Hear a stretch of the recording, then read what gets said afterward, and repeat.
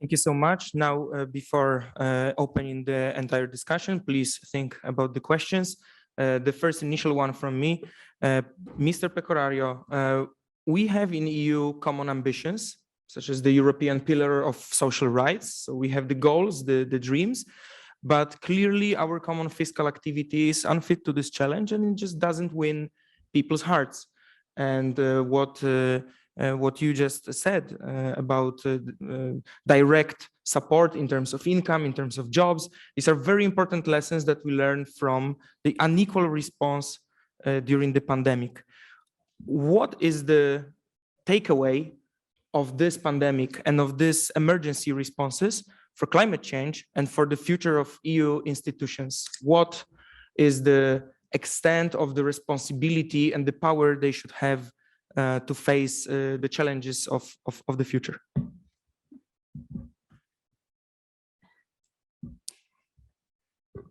Well, I'm not being myself an economist. I would rather say that my response would be to rebuild the trust in this is central to our efforts. And we see that the Vatican COVID Commission in that regard is being a good model for doing that.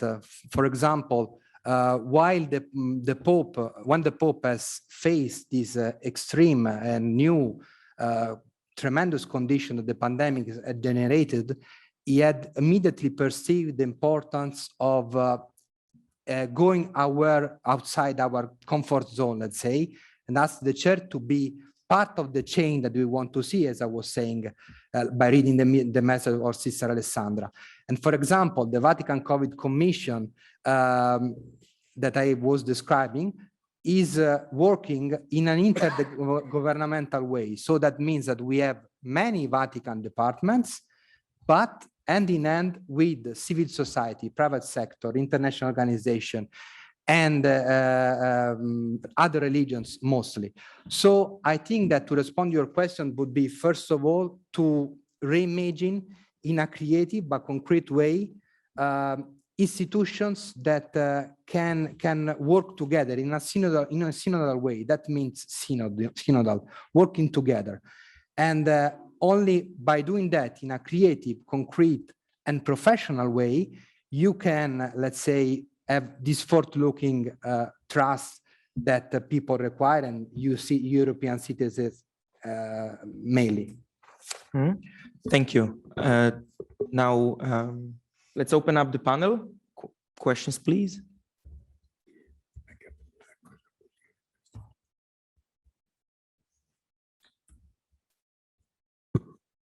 Am I heard?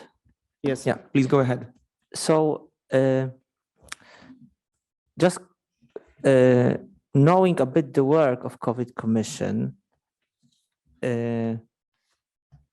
I would like maybe if you could comment on the two proposals that I've heard from this speech and also from other recommendations prepared by the Commission you represent, because we've heard about additional income that is crucial for rebuilding trust during that crisis like that. And secondly, what I find really important, and maybe you could elaborate on that, about structural changes, also including labor relations, and of course the threat of the unemployment. And if I'm not mistaken, in the recommendation prepared by the economic section of COVID Commission for Europe, notion of full employment as a goal of public policies appears. So maybe if you could comment a bit on that, also on the ways of achieving this aim. Yeah.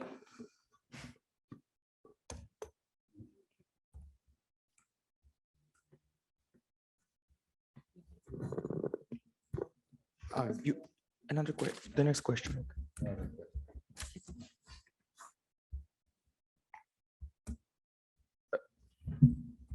Do you want to take another question? Yeah. Or okay. Sorry, thank you. Thank you. I have two questions, but I think that the first one is enough at the moment. Talking about trust, what is trust? Trust means a stable reciprocal expectations. Now, I wonder what kind of expectations are there between the EU and the citizens. Do citizens expect more income, more work, more security, more healthcare, etc., from the EU, from the European Union as a supranational government, like a super state, or are there different expectations?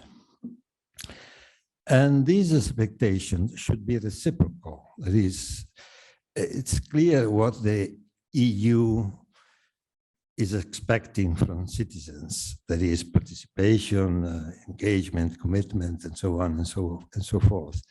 But what are the expectations by the citizens towards the European Union? This is a very complex issue. And secondly, these expectations should be made stable in order to get trust. Otherwise, trust goes away. Now, my question is, in your view, what are the issues in making more stable this trade-off between the European Union and citizens? Because a direct link is not very clear between the two terms of this relationship. The relationship between the EU and citizens, it's a very complex relationship. So we should articulate the expectations on both sides and to inquire how they can be made reciprocal. Because as far as I know, there is no reciprocity, no clear reciprocity between the European Union and citizens. European Union is expecting something from the citizens and the citizens from the EU, but there is no proper dynamic relationships between them. That's the first question. The second afterwards. Yeah, great question, but please answer and we'll see how much time we have. Thank you so much. No, as I want to say, apology if I have to reiterate that I'm not an expert on economy regarding the, and I also is not an expert on EU in, let's say, in specific. But I think that the two questions are connected by the issue of the trust, no, the reciprocity that you were mentioning. And what I can say is that to meet expectations, first of all, you have to first of all, to know what is at stake and what you can do and why you are doing something. So, for example, we see that when we face the issue of security at the European level, we are dealing with that. No, a good example to me is always the Treaty on the Prohibition of Nuclear Weapons. We are very confident, we are very happy with the fact that now nuclear weapons are banned with an international treaty, which is coming to effect in January of this year. And we say this is a great success. And we know that even if there is not been the participation of the countries that actually possess nuclear weapons, and the public opinion is in favor of not having these weapons. But this is not completely true. Because why I say that? I say that because the people actually don't know. So if we don't have awareness of what this means, what does it mean, real security, which is the integral security, the access to work, the access to jobs, the access to food, we cannot and have the people with us, the faces that have been mentioned before, we cannot say that a treaty or institution is successful. To reduce this gap in terms of expectation, what I mean is that, first of all, there has to be awareness, a way to be real in concrete. So my sense is that very often we become very happy with success without knowing that maybe we are not reaching the let's say, people that we really want to reach. And this is a problem that suffer all the institutions, not just the European Union, of course, or the supporters of specific treaties and the like. Thank you. I think we have enough time, so please go ahead with the other question, and also if others wish.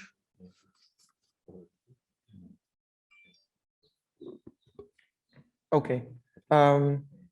Alexander? I have some comment or question of that.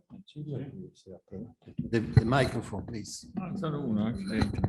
If it's a long discourse, then Yes, let's leave it for the panel. But if it's brief, then please go ahead. Okay, I think it's too long because I want to discuss with Professor Donati a little, but maybe it's a better place for in general discussion. Okay. We make the second question in the general discussion. Okay, Because it's a very broad question. perfect. Thank you.